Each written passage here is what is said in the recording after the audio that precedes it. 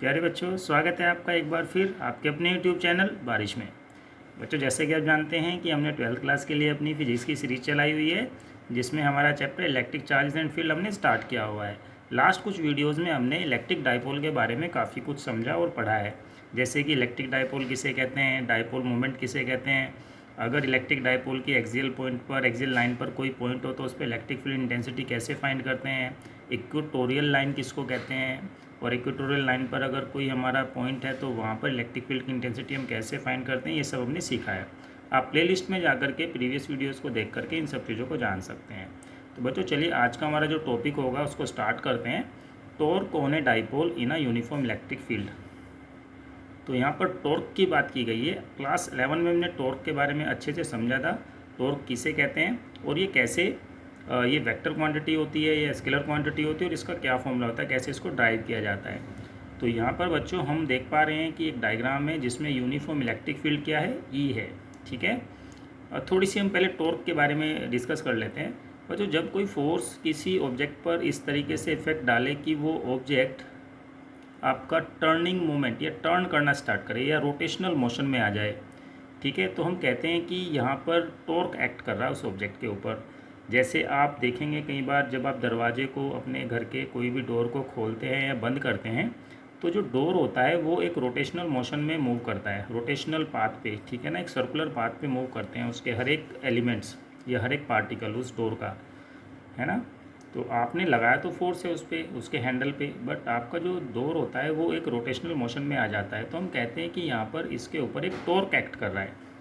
ठीक है बच्चों, आपको थोड़ा सा आइडिया लगा होगा इसका टॉर्क का। अब इसको कैलकुलेट कैसे करते हैं, तो कैलकुलेशन का इसका फॉर्मूला होता है कि जैसे मान लेते हैं कोई फोर्स एक्ट हुआ, तो आपका जो, जैसे डोर का एग्जांपल लेते हैं, तो डोर आपका जो हिंज, जहाँ पर हिंज होती है वो डोर वहाँ से रोटेशन स्टार्ट करता है। तो हिंज से आपने जहाँ पे फोर्स अप्लाई किया वहाँ से परपेंडिकुलर डिस्टेंस आप देखते हैं और फोर्स की वैल्यू देखते हैं, इन दोनों का मल्टीप्लाई करते हैं तो टॉर्क कैलकुलेट हो जाता है। देखा जाए तो इसकी यूनिट न्यूटन मीटर आती है। ठीक है, यहाँ पर कैसे ये टर्निंग इफेक्ट होगा इसको थोड़ा सा रियलाइज़ करने की कोशिश करेंगे।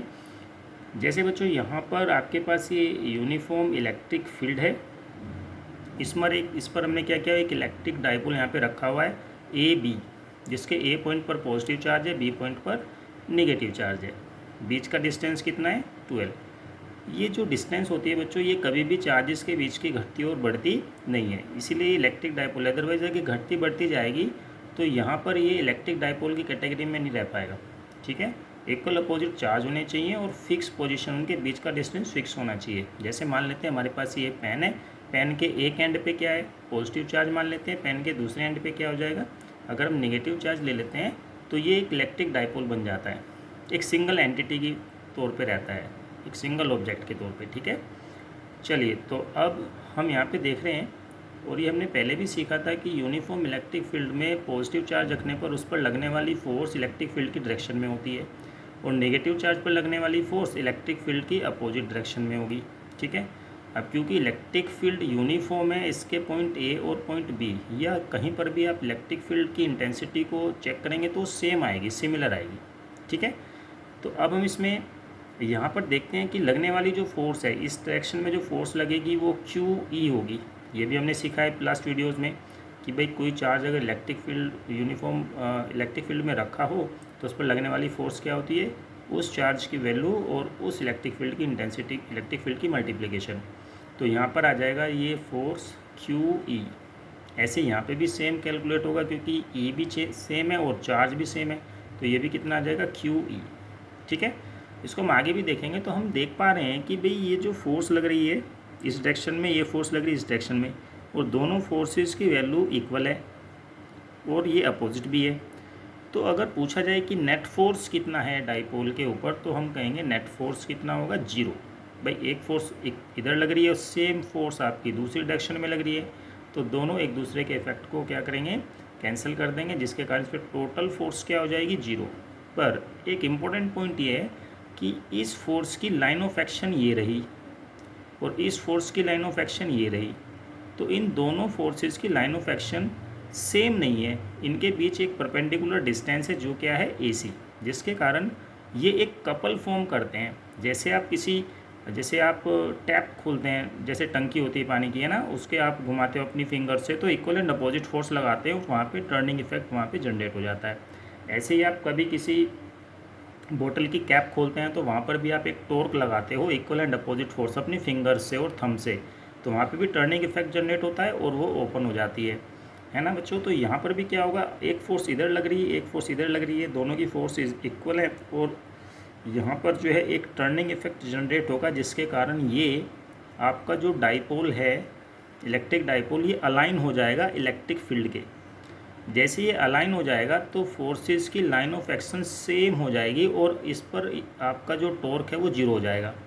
तो जैसे ही आप किसी इलेक्ट्रिक फील्ड में किसी इलेक्ट्रिक डाइपोल को रखेंगे तो वो हमेशा अलाइन हो जाएगा इलेक्ट्रिक फील्ड के, घूम करके, ठीक है, क्योंकि उस पर टॉर्क लगेगा, इक्वल एंड अपोजिट फोर्सेस लगेंगे और दोनों फोर्सेस की लाइन ऑफ एक्शन अलग अलग होगी, जिसके कारण वो कपल जो बनाएंगे, दोनों फोर्सेस एक कपल फॉर्म करेंगे और वहाँ पर एक टॉर्क लगेगा। ये टॉर्क कैसे कैलकुलेट करते हैं, कपल का जो टॉर्क होता है, कोई भी एक फोर्स आप ले लीजिए और दोनों फोर्सेस के फोर्सेस की जो लाइन ऑफ एक्शन है उनके बीच का परपेंडिकुलर डिस्टेंस, दोनों का मल्टीप्लाई करने से आपको इसके ऊपर टॉर्क कैलकुलेट हो जाएगा।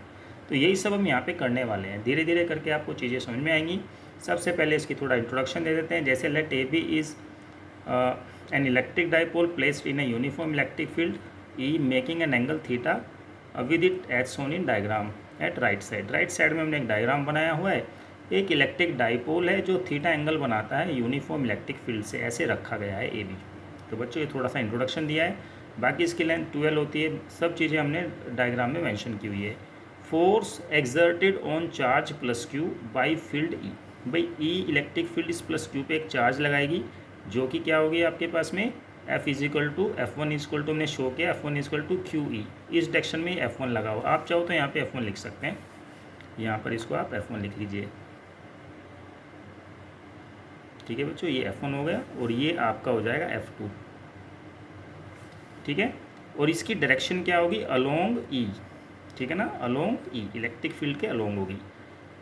Now force exerted on charge minus Q by field E, इसके कारण ऐसे लगेगी और अपोजिट टू ई रहेगी ये डायरेक्शन, और सेम वैल्यू आएगी क्यू ई, ठीक है। फॉर्मूला वैसे भी याद रखने की जरूरत है, पीछे भी हमने सीखा है ये फॉर्मूला।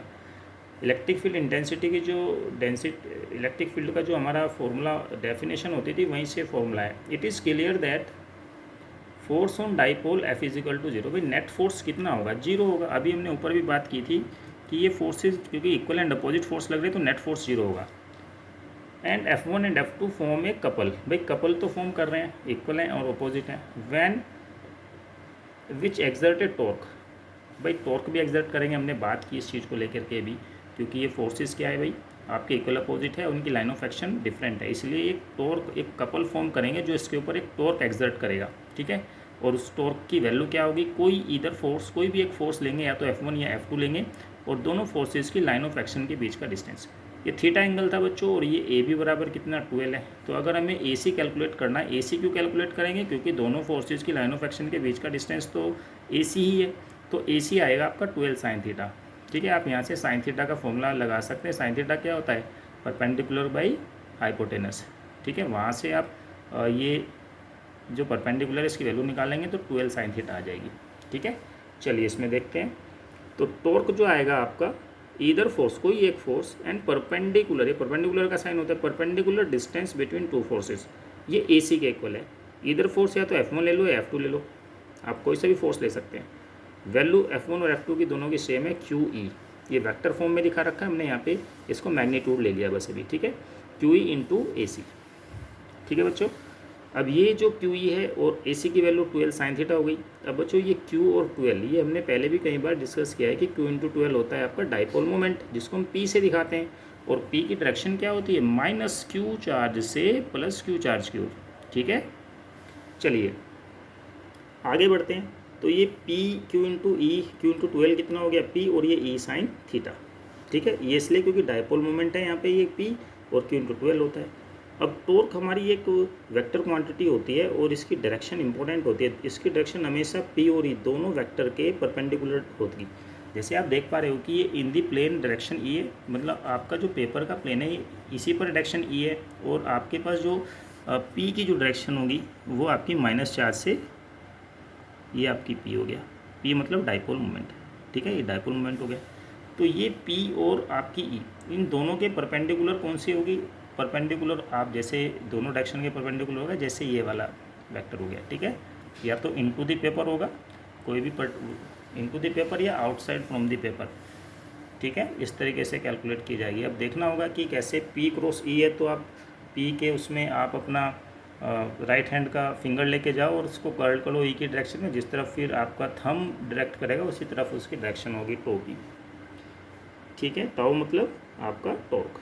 तो direction of torque is perpendicular to both P and D, दोनों के परपेंडिकुलर होगी, ठीक है, बस इतना से इसमें कैलकुलेशन थी।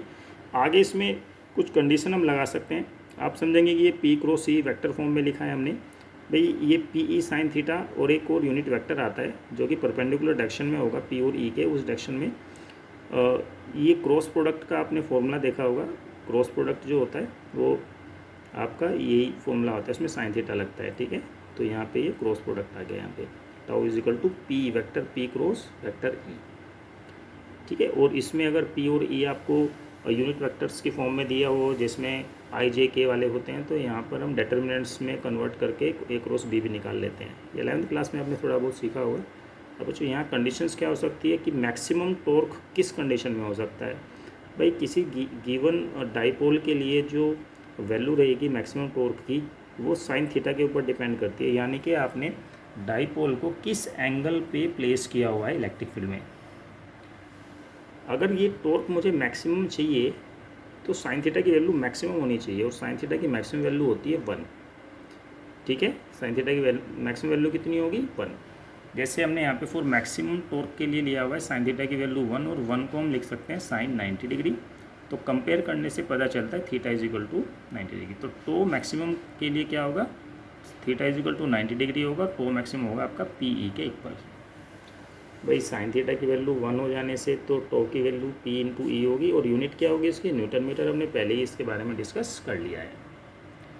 उम्मीद है बच्चों आपको डेरिवेशन बहुत आसान ईजी लगी होगी, आप इसे 1-2 बार पढ़ेंगे, लिख करके देखेंगे कॉपी में, तो ये आप इसे आसानी से कर पाएंगे। इम्पोर्टेंट है डेरिवेशन, कई बार ये एग्ज़ाम में इस तरीके से पूछी गई है। चलिए बच्चों हम कुछ रिकॉल करते हैं, अभी तक इलेक्ट्रिक डाइपोल से रिलेवेंट जो भी थ्योरीज हमने पढ़ी हैं उसको एक बार रिकॉल कर लेते हैं और देख लेते हैं। बच्चों इलेक्ट्रिक डाइपोल का जब हमारा टॉपिक स्टार्ट हुआ था तो हमने सबसे पहले इलेक्ट्रिक डाइपोल की डेफिनेशन के बारे में जाना था, जिसमें इक्वल एंड अपोजिट चार्जेस कुछ बहुत ही कम डिस्टेंस पर रखे हुए होते हैं, जैसे यहाँ पे दिखाया हुआ है। साथ ही साथ हमने डाइपोल मोमेंट जाना था। डाइपोल मोमेंट क्या था, कोई एक चार्ज और दोनों चार्जेस के बीच का डिस्टेंस, उन दोनों का मल्टीप्लाई करते हैं, तो वो हमारा डाइपोल मोमेंट कहलाता था। यूनिट इसकी कूलॉम मीटर होती थी, ठीक है। डायरेक्शन क्या होती थी, -q से प्लस q चार्ज के लिए। इंपॉर्टेंट टॉपिक पॉइंट्स हैं जो आपको डाइपोल इलेक्ट्रिक डाइपोल के बारे में हमेशा याद रखने हैं कि भाई डाइपोल मोमेंट की डायरेक्शन क्या होती है, उसका फॉर्मूला क्या होता है। Electric field eight A point on axial line, ये हमने फॉर्मूला ड्राइव किया था 2pr, p यहाँ पर डाइपोल मोमेंट है, r² - l², और इसकी डायरेक्शन भी हमने बताई थी कि ये किस डायरेक्शन में होता है, इन डायरेक्शन ऑफ डाइपोल मोमेंट। ये हमेशा डाइपोल मोमेंट की डायरेक्शन में होता है, यानी कि -q चार्ज से +q चार्ज में की direction to the +q charge होगा, ठीक है। अब इसमें कंडीशन लग सकती है कि यदि r की वैल्यू l से काफ़ी बड़ी हो, r की वैल्यू जहाँ पर हमने इलेक्ट्रिक फील्ड इंटेंसिटी फाइंड की थी मिड पॉइंट से, तो l² को हम नेगलेक्ट कर सकते थे, और यहाँ पर इलेक्ट्रिक फील्ड का फॉर्मूला हमारा कन्वर्ट हो जाता था 1/4πε0 × 2p/r³। ये हमारा इलेक्ट्रिक फील्ड का फॉर्मूला बनता था। कब है, जब r जो है काफ़ी कम लेंथी है कंपेयर टू l, काफ़ी डिस्टेंस पर है, ठीक है। इसके बाद electric field at point on equatorial line, ये फॉर्मूला हमने ड्राइव किया था। इसकी direction anti parallel to the dipole moment होती थी, याद रख, अगर आपको याद है तो एंटी पैरेलल होती थी, ठीक है, यानी कि +q चार्ज से -q चार्ज की ओर होगी। और इक्वेटोरियल लाइन भी हमने जानी थी कि मिड पॉइंट से होती है, और जो आपकी डाइपोल की एक्सिस होती है उस एक्सिस के परपेंडिकुलर यानी कि 90 डिग्री का एंगल बनाते हुए होती है। अगर यहाँ पर भी फिर से r की जो लेंथ है, r डिस्टेंस जो है वो l के कंपेयर में बहुत ज़्यादा है, तो l² को हम यहाँ पे छोड़ सकते हैं, तो इसके ऊपर r² के ऊपर पावर 3/2 आती थी, 2 से 2 कैंसिल हो जाता था, r³ हो जाता था इस फॉर्मूले में। और इस फॉर्मूले में देखो बच्चों, जब दोनों कंडीशंस में ध्यान दो तो यहाँ पर पता चलता है कि एक्सियल पॉइंट पर सेम डिस्टेंस के लिए एक्सियल पॉइंट पर जो इलेक्ट्रिक फील्ड है वो डबल है कंपेयर टू सेम डिस्टेंस पर अगर इक्वेटोरियल पॉइंट पर हमें आपकी इलेक्ट्रिक फील्ड फाइंड करनी है, ठीक है। पर ये कंडीशन तभी दोनों केसेस में एप्लीकेबल होगी जब R is much greater than compare to L, ठीक है। इसके बाद हमने बच्चों आज ही और अभी सीखा थोड़ी देर पहले torque on a dipole on a uniform electric field. Tau is equal to P cross E, newton meter होता है, डायरेक्शन क्या होगी perpendicular to both P and E, ठीक है। और टॉर्क लगने से क्या होगा, आपका इलेक्ट्रिक डायपोल उस यूनिफॉर्म इलेक्ट्रिक फील्ड में हमेशा अलाइन हो जाएगा अलोंग द इलेक्ट्रिक फील्ड। तो बच्चों उम्मीद है आपको ये थोड़ी सी जानकारी अच्छी लगी होगी। आपके board of point of view से ये काफ़ी इंपॉर्टेंट पॉइंट्स है जो आपको हमेशा याद रखने हैं। आप इन्हें थोड़ी सी प्रैक्टिस कीजिएगा, याद भी रखने की कोशिश कीजिएगा, कॉपी में नोट भी कीजिएगा और प्रैक्टिस करते रहिएगा, ठीक है। कोई डाउट हो तो आप कमेंट बॉक्स में कमेंट कर सकते हैं। कोशिश की जाएगी कि आपके कमेंट्स को जो है, आपके डाउट्स को जो है दूर किया जाए। तो आज की क्लास में इतने बच्चों पढ़ते रहिए। All the best.